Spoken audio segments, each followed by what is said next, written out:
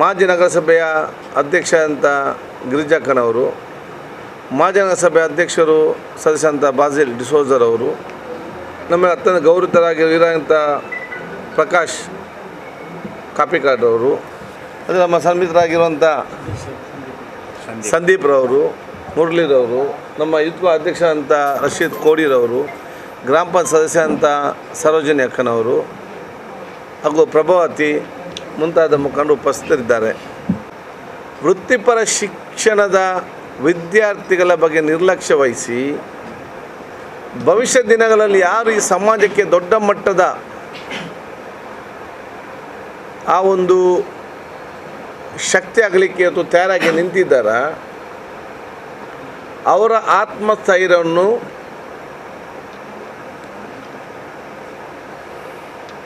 ಕೆಳಗುಂದಿಸುವಂಥ ಕೆಲಸ ಇವತ್ತು ಮಾಡ್ತಾ ಇದೆ. ಯಾಕೆಂತ ಹೇಳಿದರೆ ಇನ್ನೂ ಕೂಡ ಮೆಡಿಕಲ್ ಕಾಲೇಜಿನ ನೀಟ್ ಕೌನ್ಸಿಲಿಂಗ್ ಕೂಡ ಮುಗಿಲಿಲ್ಲ. ಇಂಜಿನಿಯರಿಂಗ್ ಕಾಲೇಜಿನ ಗೌರ್ಮೆಂಟ್ CET ಕೌನ್ಸಿಲಿಂಗ್ ಕೂಡ ಅಲರ್ಟ್ ಆಗಲಿಲ್ಲ. ಪ್ಯಾರಾಮೆಡಿಕಲ್ ಕೋರ್ಸ್ ಇವತ್ತು ನಾವು ಸ್ಕಿಲ್ ಇಂಡಿಯಾ ಅಂತ ಹೇಳುವವರು, paramedical course it is one of the skill activity of the students.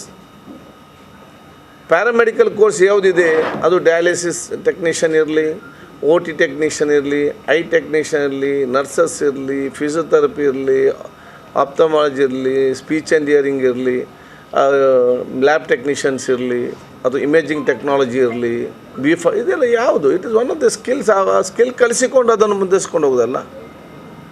ಆ ಒಂದು ಕೂಡ ಇವತ್ತು ಪ್ಯಾರಾಮೆಡಿಕಲ್ ಕೋರ್ಸಿನ ಕೌನ್ಸಿಲಿಂಗ್ ಕೂಡ ಇದರಿಂದ ಆಗಲಿಲ್ಲ.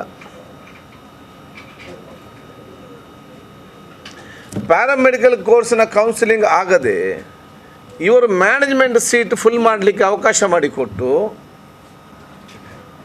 ಕಾಲೇಜ್ ಸಂಸ್ಥೆಗಳು ಸರಿಯಾದ ಟೈಮಲ್ಲಿ ಅವರ ಸೀಟನ್ನು ಫಿಲ್ ಮಾಡಿ ಕ್ಲಾಸ್ ಸ್ಟಾರ್ಟ್ ಮಾಡಿದ್ದಾರೆ.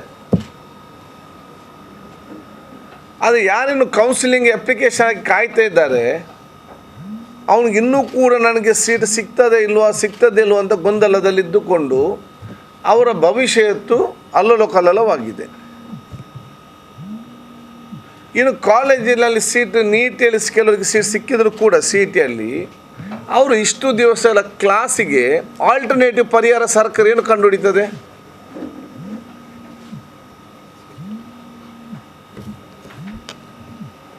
ಪ್ಯಾರಾಮೆಡಿಕಲ್ ಕೋರ್ಸಿನ ಇವತ್ತು ಬೇರೆ ಬೇರೆ ಕೋರ್ಸ್ಗಳು ಕ್ಲಾಸ್ ಸ್ಟಾರ್ಟ್ ಆಗಿ 1 ತಿಂಗಳು 2 ತಿಂಗಳು ಇವತ್ತಾಗಿದೆ ಮ್ಯಾನೇಜ್ಮೆಂಟ್ ಸೀಟಲ್ಲಿ ಬಂದವರು.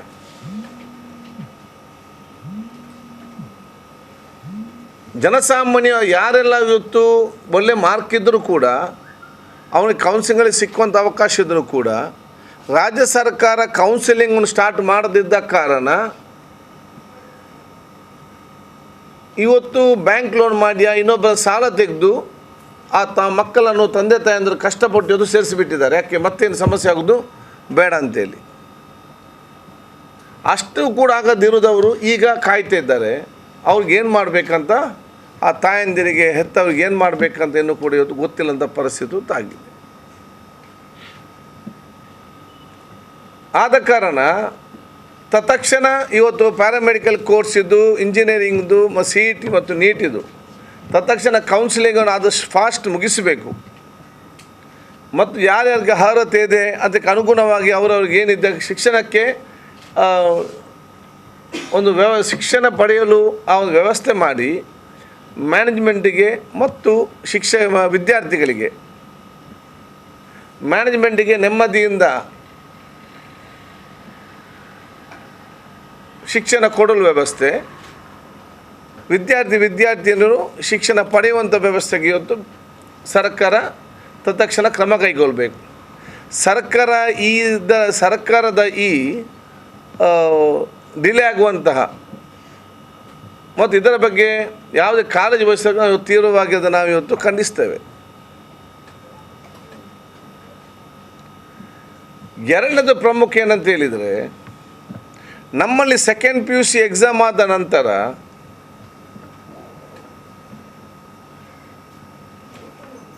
ಕೇರಳ, ಆಂಧ್ರ, ಬೇರೆ ರಾಜ್ಯದ್ದು ಪಕ್ಕದ ರಾಜ್ಯಗಳ ರಿಸಲ್ಟ್ ಬೇಗ ಬರ್ತದೆ, ನಮ್ಮ ರಿಸಲ್ಟ್ ಲೇಟಾಗಿ ಬರ್ತದೆ. ನಮ್ಮ ರಿಸಲ್ಟ್ ಲೇಟಾದ ಕಾರಣ ಇವರಿಗೆ ಹೋಗಿ ಕಾಲೇಜಿಗೆ ಸೇರ್ಕೊಳ್ಳಿಕ್ಕೆ ಆಗೋದಿಲ್ಲ, ಕೌನ್ಸಿಲಿಂಗ್ ಅಲ್ಲದವರು. ಮೀನ್ ಟೈಮ್ ಪಕ್ಕದ ಕೇರಳದವರು ಬಂದು ರಿಸಲ್ಟ್ ಆದ ಮರುದಿವಸ ಬಸ್ಸಲ್ಲೇ ಬರ್ತಾರೆ, ಅವ್ರದ್ದು ಕೋರ್ಸ್ ಜಾಯಿನ್ ಮಾಡಿ ಹೋಗ್ತಾರೆ. ನಮ್ಮವ್ರಿಗೆ ರಿಸಲ್ಟ್ ಬಂದು ಅಲ್ಲಿಗೆ ಹೋಗುವಾಗ ಅಲ್ಲಿ ಸೀಟ್ ಇಲ್ಲ, ಸೀಟ್ ಫುಲ್ಲಾಗಿ ಬಿಡ್ತದೆ.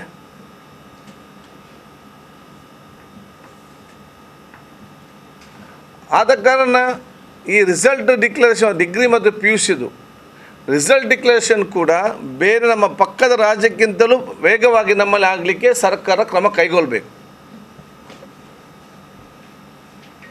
ಇಲ್ಲದಿದ್ದಲ್ಲಿ ಇಲ್ಲಿ ಸೀಟ್ ಇಲ್ಲಿ ಪಾಸಾದವರಿಗೆ ಒಂದು ಸೀಟ್ ಇಲ್ಲ, ಒಂದು ಸೀಟ್ ಸಿಗಬೇಕಾದ್ರೆ ಡಬಲ್ ದಿ ರೇಟ್ ಆಗ್ತದೆ. ಯಾಕೆ? ಇಲ್ಲಿ ಬಂದೆಲ್ಲ ಡಿಮಾಂಡ್ ಮಾಡಿ ಎಲ್ಲ ಕಟ್ಟಿ ಹೋಗಿರ್ತಾರೆ. ಈ ಎಲ್ಲ ವಿದ್ಯಾರ್ಥಿನಿಯರ ಮತ್ತು ಈ ತಂದೆ ತಾಯಂದಿರ ನೋವನ್ನು ಸರ್ಕಾರ ಅರ್ಥ ಮಾಡಿಕೊಳ್ಬೇಕಾಗ್ತದೆ. ಅದಕ್ಕೆ ಸೂಕ್ತವಾದ ಕ್ರಮವನ್ನು ಸರ್ಕಾರ ವಹಿಸ್ಕೊಳ್ಬೇಕಂತ ಹೇಳಲಿಕ್ಕೆ ನಾನು ಇವತ್ತು ಬಯಸ್ತೇನೆ. ಪ್ಯಾರಾಮೆಡಿಕಲ್ಗೆ ಯಾವುದೇ ಲೀಗಲ್ ಕಾಂಪ್ಲಿಕೇಶನ್ಸ್ ಇಲ್ಲ. ನೀಟಿಗೆ ಇಲ್ಲ ಓನ್ಲಿ ಫಾರ್ ಮೆಡಿಕಲ್ ಕಾಲೇಜ್ಗೆ ಮಾತ್ರ, ಬೇರೆ ಯಾವುದಕ್ಕೆ ಇರಲಿಲ್ಲ. ರಿಸಲ್ಟ್ ಡಿಕ್ಲೇರ್ ಆಗಲಿಕ್ಕೆ ಯಾವುದೇ ಲೀಗಲ್ ಇದು ಯಾವುದು ಕೂಡ ಇಲ್ಲ. ಹಾಂ, ಸೀಟ್ ಅದು ಇಂಜಿನಿಯರಿಂಗ್ ಕೋರ್ಸಿಗೆ ಈ ಇಂಜಿನಿಯರಿಂಗ್ ಕೋರ್ಸಲ್ಲಿ ಈ ಲೀಗಲ್ ಕಾಂಪ್ಲಿಕೇಶನ್ ಯಾಕೆ ಬರ್ತದೆ? ಫಸ್ಟೇ ಅವ್ರು ಕರೆಕ್ಟಾದ ಗೈಡ್ಲೈನ್ ಮಾಡಬೇಕಲ್ಲ. ಕೋವಿಡ್ ಟೈಮಲ್ಲಿ ಏನಿತ್ತು ಮತ್ತೆ ಹೇಗೆ ಉಂಟಂತೇಳಿ ಇದನ್ನೆಲ್ಲ ಅರ್ಥ ಮಾಡಿ ಸರ್ಕಾರ ಮತ್ತು ಶಿಕ್ಷಣ ನೋಡಿ. ಇಂಜಿನಿಯರಿಂಗ್ ಏನು ಕೋವಿಡ್ ಟೈಮಲ್ಲಿ ಸೆಕೆಂಡ್ ಪಿ ಯು ಸಿ ನೀವು ತೊಂದರೆ ಇಲ್ಲ, ಡೈರೆಕ್ಟ್ ಪಾಸ್ ಅಂತ ಹೇಳಿದರು. ನೆಕ್ಸ್ಟ್ ಇಯರ್ ಬಂದಾಗ ಪಾಸ್ ಆದವ್ರು ಬಂದು ಹೇಳಿ ಅವ್ರು ಎಕ್ಸಾಮ್ ಬರಲಿಲ್ಲ, ನಾವು ಎಕ್ಸಾಮ್ ಬರೆದಿದ್ದೇವೆ, ನಮಗೂ ಅವ್ರಿಗೆ ಒಂದೇ ರೀತಿ ಅಂತೇಳಿ ಸಮಸ್ಯೆ ಬಂತು. ಇದು ಫಸ್ಟೇ ಸರ್ಕಾರ ಆಲೋಚನೆ ಮಾಡಬೇಡವಾ? One batch is without answering exam, next batch is coming with exam ಅಂತ ಹೇಳಿ ಸರ್ಕಾರಕ್ಕೆ ಗೊತ್ತಿಲ್ವಾ? ಆಫೀಸರ್ಸ್ಗೆ ಗೊತ್ತಿಲ್ವಾ? ಶಿಕ್ಷಣ ಮಿನಿಸ್ಟ್ರಿ ಇಲ್ವಾ? ಇದನ್ನು ನೋಡಬೇಡವಾ? ಇದೆಲ್ಲ ಸಮಸ್ಯೆಯನ್ನು ಬೇಕಾಬಿಟ್ಟು ಬರೆದು ಇಲ್ಲಿ ಯಾವುದು ನೀವು ಕಾಲ್ ಫಾರ್ ಮಾಡಿ ಮತ್ತೆ ಸ್ಟ್ರೈಕ್ ಆದಾಗ ಮತ್ತೆ ಅದರ ಬಗ್ಗೆ ಪೆಂಡಿಂಗ್ ಮಾಡ್ಬೋದು. ಇದನ್ನೆಲ್ಲ we have to not active, we have to be proactive. ನಮ್ಮ ಉದ್ದೇಶ ಏನಂತ ಹೇಳಿದರೆ, ಇದು ನಮ್ಮ ಸರ್ಕಾರದಿಂದ ಮತ್ತು ಇಂಥ ಸಮಸ್ಯೆಯಿಂದಾಗಿ ಸಮಾಜದಲ್ಲಿರುವಂಥ ವಿದ್ಯೆ ಯಾರು ಕಲೀಲಿಕ್ಕೆ ಹುಷಾರಿದ್ದಾರೆ, ಹೂ ಇಸ್ ಆಪ್ಟಿಂಗ್ ಕೌನ್ಸಿಲಿಂಗ್ ಮತ್ತು ಫ್ರೀ ಸೀಟ್ಸ್, ಮಾರ್ಕ್ ಚೆನ್ನಾಗಿದ್ದವರು ಮತ್ತು ಬಡವರು, ಮಾರ್ಕ್ ಮೀಡಿಯಮ್ ಇದ್ದವರು ಮತ್ತು ಶ್ರೀಮಂತರು, ಇದನ್ನೆಲ್ಲ ಲೆಕ್ಕ ಇದೆ, ಅವರು ಅಷ್ಟೇ ಸೇರಿ ಬಿಡ್ತಾರೆ. ಇದರ ಬಗ್ಗೆ ಸರ್ಕಾರ ಫಸ್ಟ್ ಆಲೋಚನೆ ಮಾಡಬೇಕು. First they should see that our Karnataka ರಾಜ್ಯದ ವಿದ್ಯಾರ್ಥಿನಿಯರು they will get the first options. ಅದಕ್ಕೆ ಬೇಕಾಗುವಂಥ ರಿಸಲ್ಟ್ ಡಿಕ್ಲೇರ್ ಬೇಗ ಮಾಡೋದು, ನಾವು ಕೌನ್ಸಿಲಿಂಗನ್ನು ಇಮಿಡಿಯೇಟ್ ಫಾಸ್ಟ್ ಕರೆಯುವುದು, ಅದಕ್ಕೆ ಬೇಗ ಒಂದು ಅವಕಾಶ ಜವಾಬ್ದಾರಿ ಸರ್ಕಾರದ ಜವಾಬ್ದಾರಿ. Nursing, physiotherapy, medical lab technology, medical imaging technology, BSc nursing, GNM nursing, ophthalmology, speech and hearing ಮತ್ತು ಕಾರ್ಡಿಯಾಕ್, ಒಂದು 100 ಕೋರ್ಸಸ್ ಇದೆ. ಅವ್ರಿಗೆ ಕೌನ್ಸಿಲಿಂಗ್ ಇದೆ CETಯಲ್ಲಿ, ನೀಟಿಗೆ ಅವ್ರಿಗಿಲ್ಲ. ಜೊತೆ ಕೌನ್ಸಿಲಿಂಗ್ಸ್ ಈಗೇನಾಗ್ತದೆ, ಒಂದು ಕಾಲೇಜಿನಲ್ಲಿ 100 ಸೀಟ್ ಇದ್ದರೆ 25 ಸೀಟ್ಸ್ ಗೌರ್ಮೆಂಟ್, 75 ಸೀಟ್ಸ್ ಮ್ಯಾನೇಜ್ಮೆಂಟ್ ಸಮಸ್ಯೆ ಏನಾಗ್ತದೆ ಅಂತ ಹೇಳಿದರೆ, ಇಲ್ಲಿ ರಿಸಲ್ಟ್ ಬರೋ ಲೇಟ್ ಆದ ಕಾರಣ ಎಲ್ಲ 70 ಒಳ್ಳೆ ಕಾಲೇಜಿನಲ್ಲಿ ಕೇರಳದಲ್ಲಿ ಏನಿದೆ ಅಲ್ಲಿ ರಿಸಲ್ಟ್ ಬಂದ ತಕ್ಷಣ ಅವ್ರದ್ದು ಜನ ಇದ್ದಾರೆ, ಬಸ್ ಮಾಡಿಕೊಂಡು 70 ಜನ ಸೇರಿಸ್ಕೊಂಡು ಹೋಗ್ತಾನೆ ಮರು ದಿವಸ ಒಂದು ಬಸ್ಸಲ್ಲಿ. ಇಲ್ಲಿ ರಿಸಲ್ಟ್ ಲೇಟಾಗಿ ಅವ್ನು ಅಲ್ಲಿಗೆ ಹೋಗುವ ಮ್ಯಾನೇಜ್ಮೆಂಟ್ ಸೀಟ್ ಇಲ್ಲ. ನಾವು ಶಾಸಕರಾಗಿ ಪ್ರತಿಪಕ್ಷದಲ್ಲಿದ್ದು ಆಡಳಿತ ಪಕ್ಷ ಸದಸ್ಯರ ಮತ್ತು ಆಡಳಿತ ಪಕ್ಷದ ವೈಫಲ್ಯವನ್ನು ತೋರಿಸುವ ನಮ್ಮ ಜವಾಬ್ದಾರಿ. ಟ್ರಾನ್ಸ್ಪೋರ್ಟ್ ಮಿನಿಸ್ಟ್ರಿ ಇಲ್ಲಿಗೆ ಬಂದು ನಾನು ಈ ಟಾಲ್ ಕ್ಲಿಯರ್ ಮಾಡ್ದಂತ ಹೇಳಿಕೊಟ್ಟವ್ರು ಯಾರು? ಆಸ್ಕರ್ ಫರ್ನಾಂಡಿಸ್ ಅವರಿದ್ದಾಗ, ಕಾಂಗ್ರೆಸ್ ಅಧಿಕಾರ ಇದ್ದಾಗ ನಾವು ಯಾರಾದ ವಿಚಾರ ಮಾತಾಡಿ ಹೇಳಿದ್ದೇವಾ? ಇತ್ತ? ಆವಾಗ ಪಡುಬಿದ್ರಿ ಟಾಲ್ ಇತ್ತ? ಅದರ ನಂತರ ಈ ಟಾಲನ್ನು ತೆಗಿಲಿಕ್ಕೆ ನಾನೆಲ್ಲ ಪ್ರಯತ್ನ ಮಾಡ್ತೇವೆ ಅಂತ ಹೇಳಿಕೊಂಡು ಇದಕ್ಕೆ ಡೇಟ್ ಕೊಟ್ಟವ್ರು ಯಾರು? ನಾನಾ ಇಲ್ಲಿಯ ಸಂಸದರ ನಳಿನ್ ಕಟೀಲ್ ಅವರ? ವಿಧಾನಸಭೆಯಲ್ಲಿ ಇದನ್ನು ಪ್ರಸ್ತಾವನೆ ಮಾಡಿದಾಗ ಇದು ಅನಧಿಕೃತವಾದ ಟಾಲ್, ಇದು ಸರಿಯಲ್ಲ, ಇದು ನಾವು ಚೇಂಜ್ ಮಾಡ್ತೇವೆ ಅಂತ ಹೇಳಿ ಕೊಟ್ಟವ್ರು ಯಾರು? ನಾವ? ಸರ್ಕಾರವ? ಜನಸಾಮಾನ್ಯ ಇಲ್ಲಿ ಹೋರಾಟ ಮಾಡ್ತಾ ಇರುವಾಗ ಅವರಿಗೆ ನಾವು ಇದನ್ನು ಇಷ್ಟು ದಿವಸ ತೆಗಿಸ್ತೇವೆ ಅಂತೇಳಿ ಭರವಸೆ ಕೊಟ್ಟವ್ರು ಯಾರು? ಇದನ್ನೆಲ್ಲ ಹೇಳಿ ಈಗ ಇವರು ಹೇಳಿದ ಕೆಲಸ ಮಾಡಲಿಕ್ಕೆ ಆಗದಿದ್ದಾಗ ಇವರು ಈ ರೀತಿಯ ಹೇಳಿಕೆ ಮುಂಚೆ ಆಗಿತ್ತು ಹೀಗಿತ್ತು ಇದೆಲ್ಲವೂ ಕೂಡ ಪಲಾಯನಗೈಯುವಂಥ ಒಂದು ವ್ಯವಸ್ಥೆ, ಓಡಿ ಹೋಗೋದು, ತಪ್ಪು ಜವಾಬ್ದಾರಿ ಸ್ಥಾನದಿಂದ ಓಡಿ ಹೋಗೋದು. ಅದಲ್ಲ, ಒಬ್ಬ ಸಂಸದರಾಗಿ ಆಡಳಿತ ಪಕ್ಷದ ಮಂತ್ರಿ ಅಥವಾ ಏನೋ ಸರ್ಕಾರ ಇದ್ದಲ್ಲಿ ನಿಜವಾದ ಕೆಲಸ ಏನು? ಹೋರಾಟಗಾರರನ್ನು ಮತ್ತು ಗಡ್ಕರಿಯನ್ನು ಟ್ರಾನ್ಸ್ಪೋರ್ಟ್ ಮಿನಿಸ್ಟರ್ ಅದಕ್ಕೆ ಒಂದು ಕಡೆ ಕೂತ್ಕೊಳ್ಳಿಸೋದು. ನೀವು ಹೇಳಿ ಹೋಗಿದ್ದೀರಿ ಈ ರೀತಿ ಹೋರಾಟ ನಡೀತದೆ, ಇದ್ದಕ್ಕೆ ತಾಕತ್ತು. ಯಾಕೆ ಒಂದು ಮೀಟಿಂಗ್ ಮಾಡೋದಿಲ್ಲ ಸೆಂಟ್ರಲ್ ಮಿನಿಸ್ಟರ್ ಜೊತೆಯಲ್ಲಿ?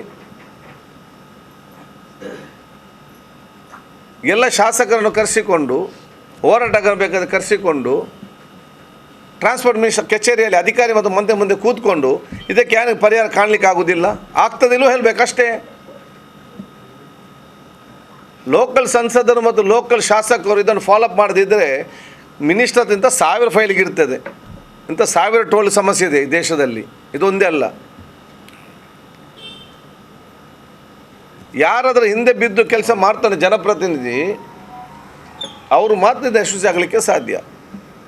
ಇದೆಲ್ಲೇನು ಕೂಡ ಮಾಡದೆ ಅದು ಹಿಂದೆ ಆಗಿತ್ತು, ಹಿಂದೆ ಇದಕ್ಕೆ ಜನ ಓಟು ಕೊಟ್ಟು ಇಲ್ಲಿ ಕೂತ್ಕೊಳಿಸಿದ್ದು, ಇದು ಹೇಳಿಕ it is nothing but running from the responsibility. ತಮ್ಮ ಜಾಬ್ ತಪ್ಪಿಸಿ ಓಡುವಂಥ ಕೆಲಸ. ಆಗದೆ ನಮಗೆ ಆಗೋದಿಲ್ಲ ಅಂತದ್ದು ಹೇಳಬೇಕಲ್ಲ. ನಾನು ಕೆಲವೊಂದು ಟೋಲ್ ತೆಗಿಲಿಕ್ಕೆ ಅವ್ರಿಗೆ ಆಗೋದಿಲ್ಲಪ್ಪ. ಟ್ರಾನ್ಸ್ಪೋರ್ಟ್ ಮಿನಿಸ್ಟರ್ ಆ್ಯಂಡ್ ಆಫೀಸರ್ ಜೊತೆ ಈ ಹೋರಾಟಗಾರರನ್ನು ಮತ್ತು ಕೂತ್ಕೊಂಡು ಮೀಟಿಂಗ್ ಮಾಡಲಿಕ್ಕೆ ಏನು ಕಷ್ಟ ಅಷ್ಟೇ ಹೇಳಿ ಸಾಕು.